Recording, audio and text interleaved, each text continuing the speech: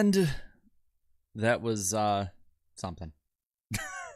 Sorry, I figured I'd lead it up with something good and then have a complete letdown of what I'm actually going to say. But spam and green in the chat. Lick the like button. Let's get over 100 likes really quick here. Already over 300 of y'all watching, so I appreciate you coming in.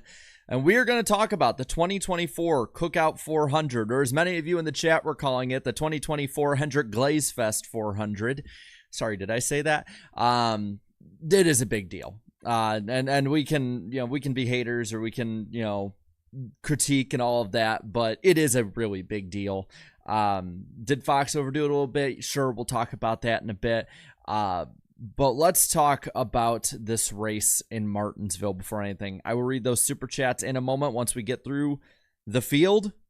And I want you, while we're doing that, to spam in the chat 1 being the worst, 10 being the best you've ever seen. What did you think of this race? Spam your number between 1 and 10. I'm going to put mine. I'm going to be pretty harsh on this race. I'm giving it a 2 personally, just because I don't think that 2 good fights for the lead and an overtime finish make a really bad race good. I personally thought, take all of the storylines out of it, the racing itself wasn't that good. I'm seeing mostly 4s, I would say, in the chat, with some 3s and 5s, and then outliers from there. But generally, I think we had all kind of expected this was not going to be the greatest of races we'd ever see. But the 2024 Cookout 400 was 415 laps long, extra long caution there at the end as they were cleaning up the husk of the 42 car. It was 2 hours, 52 minutes, and 8 seconds long, 13 lead changes among 8 leaders. 5 cautions. Most of those lead changes happened either under caution or under green flag pit stops. And let's go through really quick before we get into any of the talking points about this race. Let's go through the field, see what we got here. I should probably actually make sure I have everything turned on the right way. That would help. But William Byron gets the win in this race, winning on the 40th anniversary celebration of Hendrick Motorsports in the first ever Martinsville 1-2-3 finish. It is surprisingly shocking that Hendrick has not done this here before with how good their track record is. I do seem to remember back in 2012 when they were about 1 stopped David Rudiman away from having that with the 24, 48, and 88 before the disaster finish that they had in that one. But Byron wins over Larson by half a second. Elliott in third. Bubba Wallace, solid run for him today, was up front all day. Was one of the few cars that could pass during a green flag run. He'll be fourth.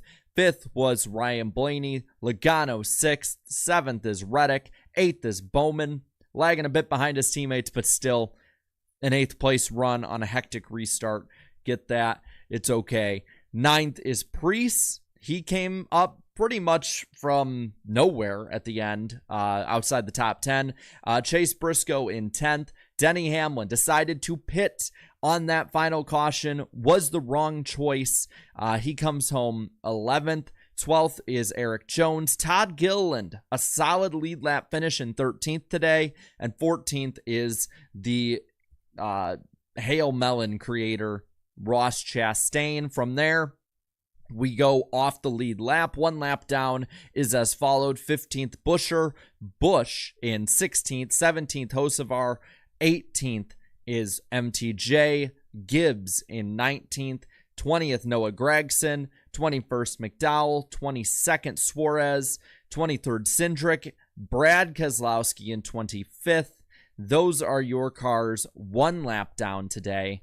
As for the ones, there were 6 that were 2 laps down, going to 25th, Barry, Gralla 26th, Josh Williams 27th, 28th is Hemrick, Stenhouse 29th, and Justin Haley in 30th position. 31st, 3 laps down for Zane Smith, as is the case for Corey LaJoie in 32nd, and 33rd, Burton, and 34th, Austin Dillon, who we're really seeing the reaping the rewards of that crew chief change this week. That's probably a little harsh. They were never going to be good to begin with. 4 laps down, last on track is Christopher Bell. Out of this race, 36, John Hunter Nemechek, and Starr in 37th out of this race. The moving chicane finally had to be retired. We will have the post-race results right up there, right where I'm pointing, running the rest of the way. More than likely, I probably spelled somebody's name wrong. Really quick, want to look at a couple of these super chats and look at the now I'll keep an eye on the chat as well. But Ross Crash Stain for the 5 says, is this what the 90s were like? Watching the 24 win is getting old fast. Speaking of the 24, did you know it's HMS's 40th anniversary? I don't think this is at all what the 90s were like. It's at least a closer race for the most part. Garabuki, thank you for the 5 with a bunch of Z's. What? Huh? A restart? All right, let's see. Oh, nothing happened. Back to sleep. On a serious note, I haven't yawned that much in ages. Generally, it's looking like a lot of people are pretty negative about this race, which we were pretty much, I think, understanding that was what it was going to be. I see Raptor Hardmind in the chat saying, hot take, Texas will be better. Let's see. I want to run a poll here. Starting the poll. Which at this time, I should say that, which at this time is a better track with the next gen? Let's just rip the Band-Aid off right now. Martinsville or Texas? Which at this time is a better racetrack with the next gen? Martinsville or Texas? I hate saying it, as Martinsville is my favorite track. I'm going Texas on this one. And I'm not saying I'm looking forward to Texas or that it's been good racing. It's just that this car has butchered Martinsville, which is sad for me to say. A couple more super chats, and we'll get to talking about what little did happen in this race. SW for the 5. Thank you for your 10th super chat on the channel. I beg Bubba Wallace to win since he fought so hard in the race, but the track is the downside because the cars don't pass very well. Congrats to Byron, though. CBB for the 5. That was an all right race, just all right. Seems like the championship is going to be between the 24 and 11 at this rate. Also solid race for the 23. And then thank you to Michael Kelly Gilliam for the 5 gifted Iceberg memberships. And one more here, because I think this will be an interesting one, from Sly Supersonic for the 5. Hi, Jarrett. I'm sorry, but this morning's F1 race in Japan was surprisingly way better than Martinsville. And F1 better than the Gen 7 short track package. Damn. And I'm just going to let the poll run for a while. We'll read the rest of the super chats at a later time during the stream. But let's get into this race. I got my notes all here. Kyle Larson sitting on the pole. There wasn't really much to talk about in stage 1. I have 2 notes from stage 1. One, it was apparent that there was rubber fall off, and you could see it by how Kevin Harvick had talked about it, how there was cake on the track, which while we're at it, with either an emoji or a word, spam cake in the chat. Why don't we have a little bit of fun with that? But there really, wasn't much that came from that tire wear until 100 laps into the run. Sure, the track's caked up, but there wasn't much substance in that cake. I'll just say that. That could definitely be taken out of context. But it was just, it wasn't impossible to pass today, but it was hard to pass. And we all knew that it was going to be difficult to pass. Yeah, keep spamming that cake. I love it. Let's see. Do I have a cake emoji? This is honestly more fun than the race itself, is finding what emojis I have from YouTube. Yeah, spam that cake in the chat. But there was nothing that really went on in this run. Like, there was barely any passing among the top 10. Once you got past the start or restart, track position was all that mattered. And you basically just stood pat for a while. Yeah, you could pass at the very end of a run, but when you're like, say, looking at a 100-lap run and only 20 laps worth you can actually frickin' race on, well, then I'm not going to enjoy this race. And even then, when they're racing, it was very difficult for the one that was the better car if they were just pinched down on the bottom. I get that a lot of ways Martinsville can be like that, but I've watched Martinsville races for years. I actually recently did watch a Martinsville race from 2006 and one from 2011, and both of which it was night and day different. Like this is a completely different track, like racing wise, than it was in those two generations of cars. And the Gen 6 was better, at least at these tracks. I know it's not feasible, but man, I wish we could have the 750 Gen 6 package for the short tracks, and probably the road courses too, and then the next gen for the rest of them. Because other than the short tracks and the road courses, it's not a bad racing car, as much as many people say it's awful. It's awful at these tracks where it should be way better. By the way, we are at least on my end, over 650 watching. Be sure to lick that like button. Let's see if we can get to 200. Maybe, I don't know, by the top of the hour. Let's go for 200, 250 by then. But the first stage, all of that's a long-winded way of saying the first stage ended up with Larson leading every single lap. Bubba Wallace did catch him at the end, but didn't have enough time to pass him in second. Third was Elliott. Fourth was Briscoe, and Truex in fifth.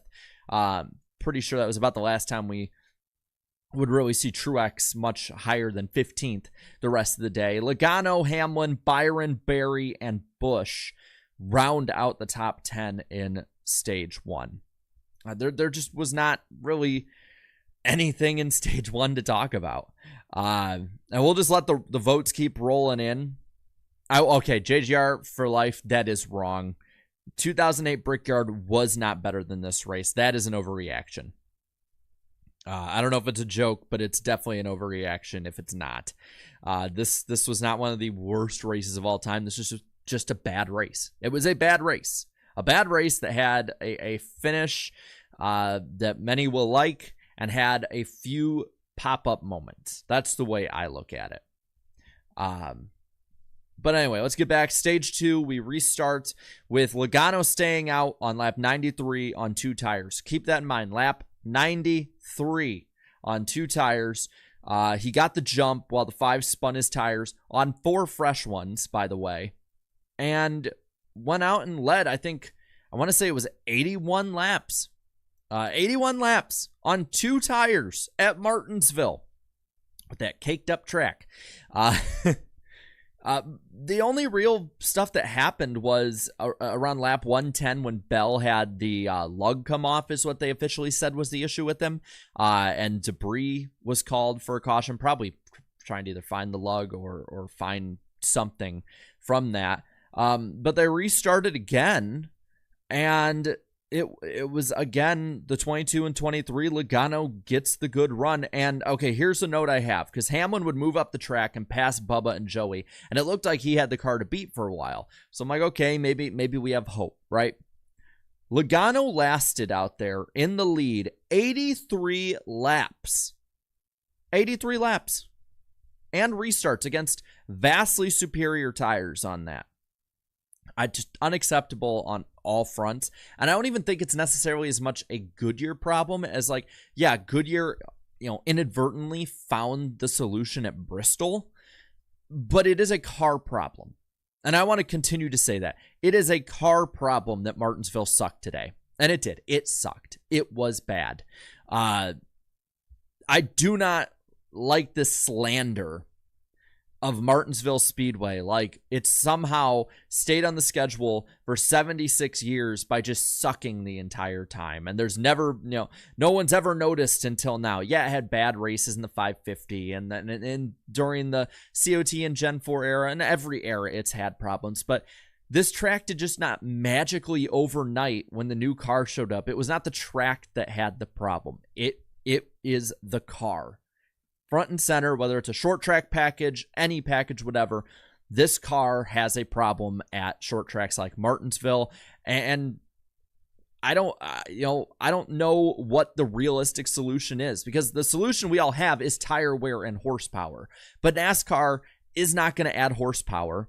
Tire wear, Goodyear is going to be very gun shy. Yeah, Bristol worked, but it's not necessarily what they're going to do every time. That was more a happy accident, in the words of Bob Ross, than it was an actual direction they were going in. So there's the problem. Like, I'm with y'all. More power. Like, you can spam power in there if you want, but we're not getting it. And that's the thing that sucks. We should probably get it, but even if we do, based on what guys like Tyler Reddick have said, it's probably not even going to be enough to make a difference, or at least not a large difference. And that's the frustrating thing about it all, is NASCAR has designed a car that on these tracks is fundamentally broken. And it pisses me off, because this is my favorite track. This has been my favorite track pretty much, pretty much the entire time I've been a NASCAR fan. This is my favorite track. I love Martinsville, and every year I look forward to it. And the last 2.5 years now, the last 5 Martinsville races have been a chore to get through. To me, this was the 2022 spring race that I froze my ass off at, except that it was a little sunnier, seeing how it wasn't a night race, and had a few more bright moments in it. That's what this race was. This was a carbon copy of 2022 spring. And that's my worry about, with this car, is my worry about going to North Wilkesboro, about going to Iowa this summer, which again is not, people will say it's not a short track. It's a short track. It'll race like a short track. They'll use a short track package on it. But eventually the Nashville Fairgrounds, and you name whatever other short track or shorter track that we'll race at in the future. That's what worries me about the Auto Club short track. Can you imagine, right? If Auto Club has its renovation, is a short track, is very similar to Martinsville, like the initial plans looked to be, and that's our finale. I'll just ask you this. It's bad enough that a race like this, and it probably won't be as bad in the fall because the fall race for some reason is better, but can you imagine that this race is the race that decides a championship? Like, in this winner-take-all system, in this system that promotes just going all out like that, can you imagine that this kind of racetrack, like, because that's what the Auto Club redesign is looking like, and maybe one day might end up being the finale, since NASCAR has such a obsession with the West Coast audience and the LA market and all of that, for good reason. But can you imagine this race decides the championship? That's why I think that it's more imperative that they fix this, because whenever that happens, I think that's the direction they'll go in. It's an ISC track. Just keep that little earworm or like just nugget in your mind for the next couple years, that could be a realistic thing. And the fact that NASCAR has basically thrown their hands up, I'm like, we don't know, we're trying, but we can't figure anything out. It frustrates me. It just frustrates me as a fan. Anyway, the stage ends with Denny winning it over Bubba, Larson, Elliott, and Logano. After that, we got Bowman, Briscoe, Byron, Chastain, and Berry. From there, we get to the final stage, which this one at least had something cool with when it came to strategy, I guess. It is still interesting to me seeing Martinsville have really long runs and green flag pit stops. It's not as rare as it used to be, but it still is relatively rare, even with the way the racing is right now. And it's pretty cool to me. But we get back racing, lap 194, the 11 down low, 9 up top. Chase Elliott actually gets the better run and gets the lead from Denny Hamlin. And of course, everyone goes crazy. Chase Elliott legitimately gets the lead, beating the wash delegations that everybody keeps throwing at him. And we have then from there our penultimate caution of the day on lap 203, 3 laps past the halfway point. Christopher Bell spins in turn 4. Caution comes out. We have some top guys stay out. A little bit of a split strategy, but it wouldn't matter too long in the end. As on lap 209, again, the 11 and the 9 restart again. This time the 9 is down low, gets the runoff, takes the lead. Now, Denny Hamlin did end up getting the lead back and would hold it until we had green flag pit stops. From there, with 104 to go, Byron would pit under green, followed by the 9, 5, and 23. Hamlin waits 2 laps, has a 2-second slower pit stop as well, and this catches the Hendrick trio up to him. We have a couple stay out, but they ultimately really didn't have all that much, a say in what happened at the end of the day. With 90 to go, it would be Byron going to provisional lead, and 16 laps later, he would get the lead from the 99, who was staying out a bit longer. Now, the only real big thing that I could look at was with 33 to go, the 4 and the 47 would basically get together and have a mid-off. I want to note something to you. See this ticker up here? This ticker, I make sure to have ready to go by the time we start more often than not, unless there's an issue. And what I'll do in spread out races is I will just put down the, with say 10% of the race left or whatever it might be, I'll just put the entire order as they run in the ticker already. I type it out and everything, and then change the positions as they change in the closing laps. Now, between 33 to go, when the 4 and the 47 changed positions, and 3 to go, when John Hunter Nemechek got into the wall and his car caught fire and he did the fail melon up into the wall there was not a change for position on track. I want to repeat that. In 30 laps at Martinsville, with tire discrepancy and how long they've been out there was not a pass on the track for position, either on the lead lap, a lap down, 2, 3 down, none. And if there was, it might have been one. It might have been one, but there was, for 30 laps at Martinsville, no change in position on track. I was keeping track with both the Fox feed and the NASCAR feed to make sure. It was insane to see. So I'm not saying it was impossible to pass. Like I said in the title, extremely tough to pass, yes. But I just want to make that known for when there are inevitably people who defend this, who say, oh, it's just because you didn't see the passing. It's just because they only were showing the leaders. No, there was nothing going on track. Like I thought I was going nuts. I kept scrolling back and forth through the results. I kept looking at the Fox ticker. Maybe something was broken. Refreshed the tab a bunch of times. Had the raw feed, everything.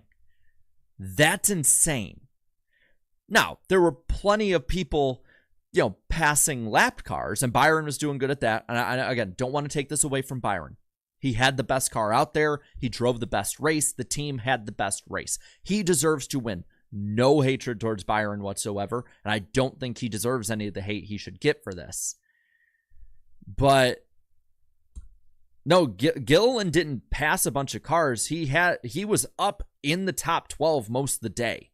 And then the only passes before that were that he had were just the guys on tires or lesser tires that still had to pit. It's just absolutely insane to me. But we do have this caution with John Hunter Nemechek. His car basically, I don't know if it was loses the brakes, it sounded like.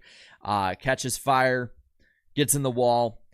And the 11 pits, I get, don't do the same thing as the leaders or you're doomed to follow them. But he's like one of 3 cars or so on the lead lap that pits. We have our overtime, the 24 and the 9, side by side in the corner. 9 actually got a good jump on Byron, but Byron ended up prevailing, and very classy on Chase's part to race the 24 clean. He could have bumped him out of the way or nudged him on the track, done whatever, but they were fair team players, and Willie B ends up with the victory. We're going to end the poll here after almost 600 votes. 2/3 of you like Texas more with the next gen car, if it'll let me end the poll. It's not letting me end the poll on my end. It might end on your end, but it's not letting me. This is odd. Well, anyway, I give it a 2 out of 10.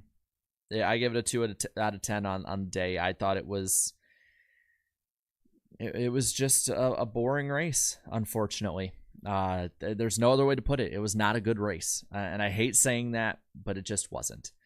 Yeah, it's not letting me end the poll. I've clicked end poll like 100 different times. That's nuts. But let's get into some of the super chats here. First one from Chrome Diesel for 2. Xfinity car over Cup car.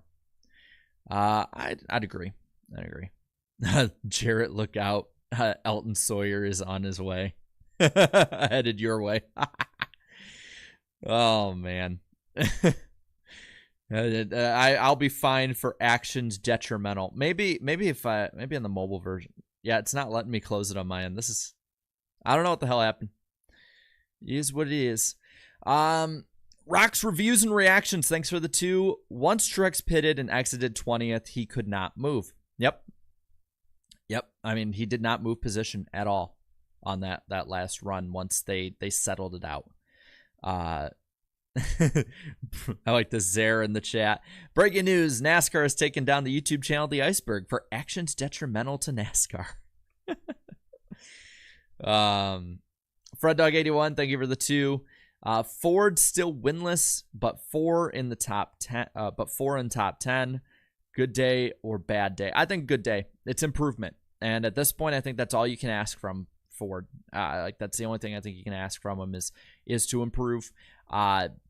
And they legitimately had enough speed to compete in the top 5 today with Blaney, Logano. I'd say Briscoe, but just not enough. Plus, it's just so difficult here that we'll probably never know who has the best or better cars for the most part, just because it is very much just track position. Marky Mark for the 5. Might be early to say, but Byron's championship to lose. See, with this system, it's hard to say anyone has a championship to lose because, it's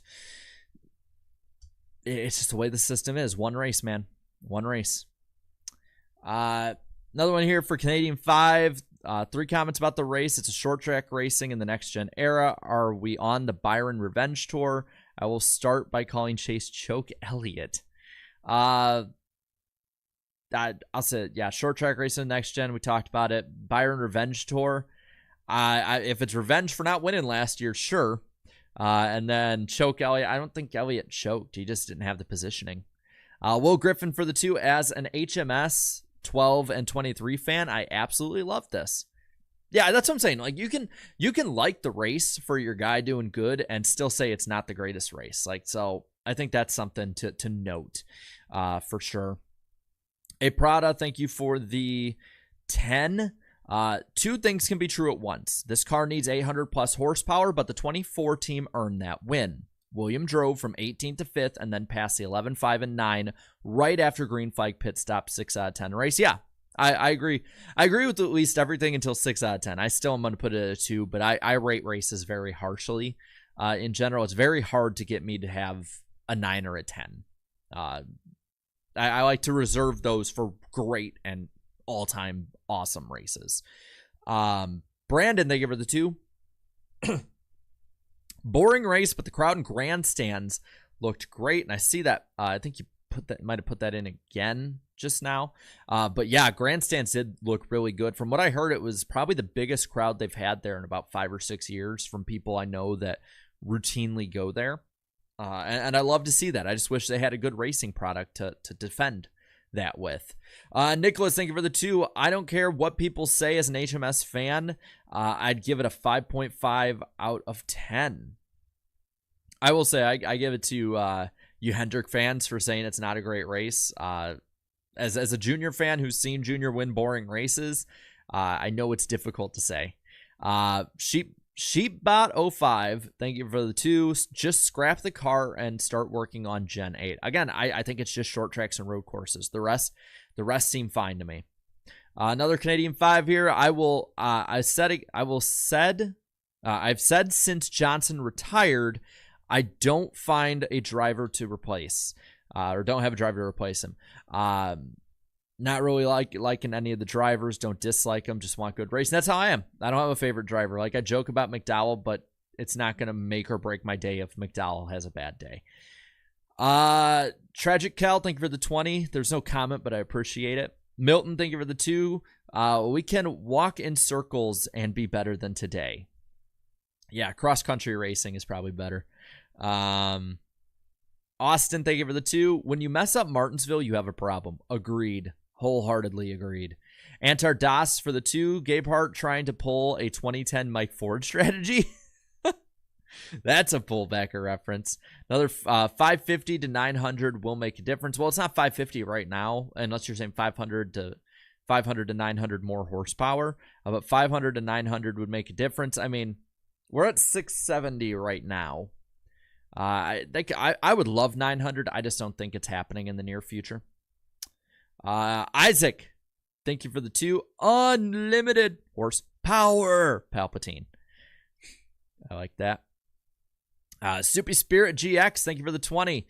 Conspiracy theorist, aka NASCAR fans in general sometimes, probably think they intentionally made the short track package bad to shut up fans crying for more short tracks so they could replace dates with more big city street courses. I get people thinking that, but yeah, I don't think that's what they did. I just think they straight up, flat out screwed it up. Fred Dog, thank you for the 2. Your weekly Kyle Busch stinks, ha ha comment. Yeah, Kyle finished what? Like, where did he finish? 16th, a lap down, and he was a no-show after the first stage. Rocks reviews and reactions for the 2. Once back in traffic, you can't move. Truex was 5th. Yeah. And then was never seen again, put back into the shadow realm of the field. Austin left 2 more here for 5 each. Here's a theory. Denny said that the Sonoma repave was done on a budget. Say whatever you will about Atlanta, but that was done on a budget as well. NASCAR seems to just be pushing stuff off that's needed. Do you think that higher-ups in NASCAR are having money problems, not enough ROI? I think that's definitely it. I mean, these tracks, none of these tracks could probably survive off of just ticket revenue. That's the way I think of it. And yeah, I mean, everyone keeps trying to find a lot of ways, quick fixes. The next gen was the first attempt at a long-term fix, and I think that probably helped on like tracks a mile and bigger, but has not helped on the short tracks, which are the bread and butter for NASCAR fans. Brandon Wills, thank you for the 2. Boring race, but crowd and grandstands look good. I think you left that twice, but I appreciate it both times. The Highline Podcast, your super chat just refreshed, but thank you for your first super chat in the channel. For the 5, you got to take the shifting out of Martinsville, and that's a start. Still got to make these cars more uncomfortable at these short tracks and more tire wear. Well, they got the tire wear down today, but I agree on the shifting portion of it. It's just, how do you do that? I mean, Bob Pockrass had talked about how NASCAR was actually going to put a shifting limit or check it and penalize people if they shifted or whatever. That was an idea somebody put forward. But there's no way they could logistically do that. Everybody would, like, just out of, I think everyone just out of muscle memory would shift. So I don't think there's any real way to do that. But I agree, getting the shifting out, whether it's a horsepower change, whether it's a gearing change, whatever it might be, I'll put that to people way smarter than me. I'll just say that. Private Donut for the 5. We're getting close to F1 territory, with qualifying being the best part of the weekend. Again, there were moments in this race. I do not want to say this race was the worst one ever. It was not a 2008 Brickyard. But it's much closer to that than a normal Martinsville race. And then Garrett Buki for the 5. 2 out of 10 race, just making laps. Plus, going back to the same topics of how bad the short track package is, horsepower, etc. Oh, the humanity. It's gotten that way, man. But I'll tell you what. Let me double check, make sure that they have it ready to go. But I do have something important to tell you all. One, the podcast is going to be this Wednesday night on Danny B Talks channel. We'll talk all about this and Texas coming up. Going to be a lot of fun.